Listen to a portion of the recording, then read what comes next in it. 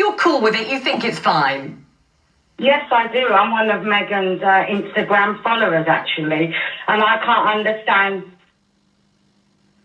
Yes? Yes? Yes? You can't understand what? I can't understand why people are hyperventilating.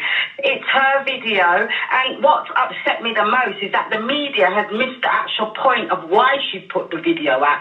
She was celebrating Lilibeth's 4th birthday, which I didn't see the rest of the royal family mark that occasion.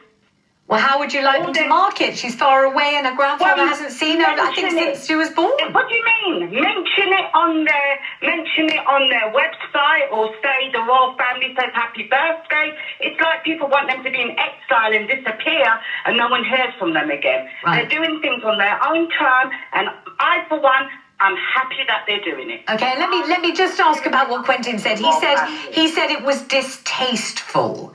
Do you think it's a matter of taste? You know, it's up to you to put anything up on social media you like, but there are some things you might think, well, actually, that's just for us. That's just a bit private. That's not for the whole world. Well, Vanessa, if they thought that bit was just going to be private, they wouldn't put it out. They put it out because they felt comfortable. Right. They felt comfortable with putting it out. They were happy to put it out. The only people that got major objection to it and are hyperventilating is the media, because damn if she does and damn if she don't. And I just say, keep on doing what they're doing. If it upsets the establishment, so be it. All right, Caroline, thank you. The more they upset, that's happier. Right, big fan of Meghan's there. Thank you, Caroline. Very indulgent. The morning kicked off like countless others on British call-in radio. The host came prepared, armed with a practiced tone of feigned outrage and a mental checklist of royal scandals ready for airtime. Everything was business as usual, until Caroline's voice came through the line, and everything changed.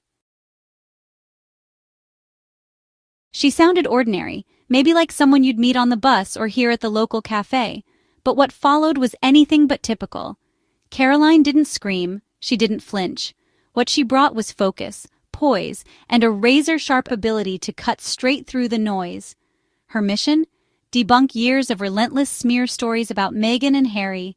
Calm, articulate, and grounded, she delivered one of the most composed takedowns British media has heard in years.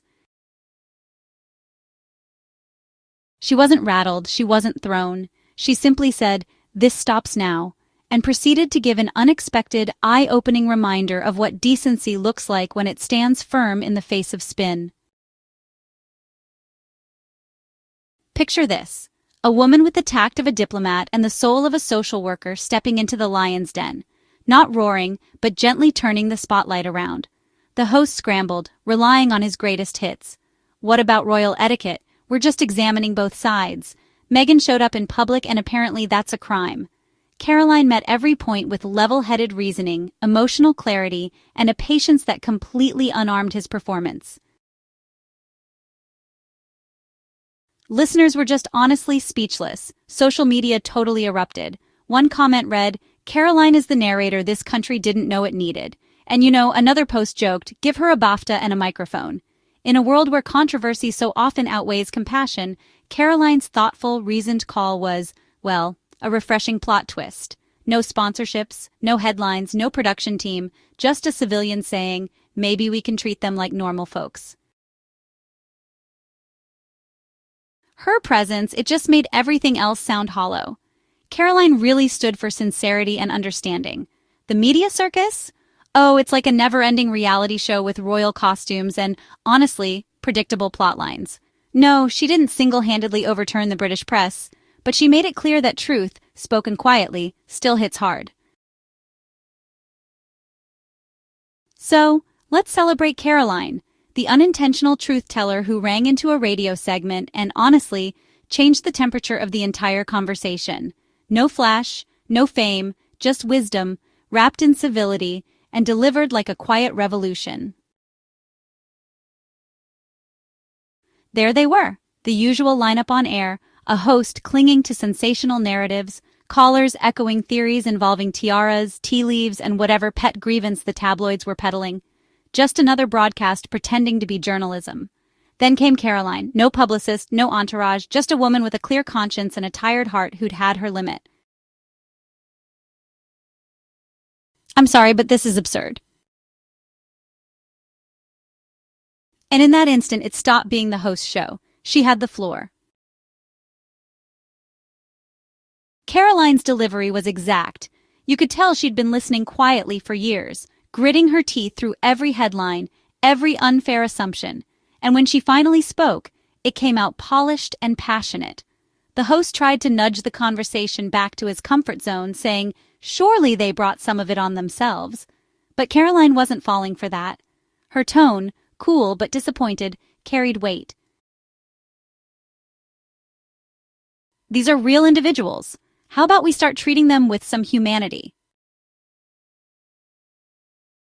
It was as if the entire country collectively paused to take a breath. This wasn't a stunt. There was no personal gain. She didn't use the moment to promote anything. She spoke directly from her values. And by doing so, she ignited something rare on live radio, a moral shift. Within hours, the internet lit up. Applause icons, comments overflowing with admiration, sound bites reshared across timelines. One creative fan suggested replacing late-night commentary with Caroline's greatest hits. Honestly, not a bad idea. And at the heart of it, her message was beautifully uncomplicated. Maybe, just maybe, we could lead with kindness. Revolutionary? Apparently. What if, instead of twisting every story, we asked, is this a fair portrayal, rather than implying Meghan plotted something every time she wears a coat in public?